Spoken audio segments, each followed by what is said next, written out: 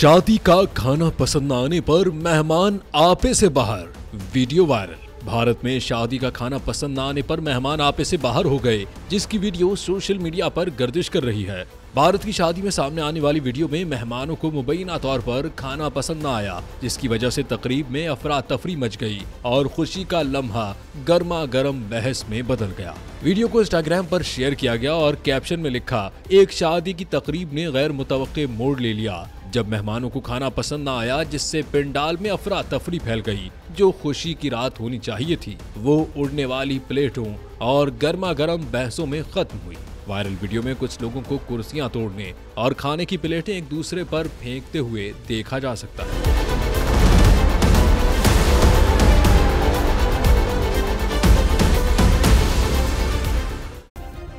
Subscribe करें और bell दबाएं ताकि कोई खबर रह न जाए।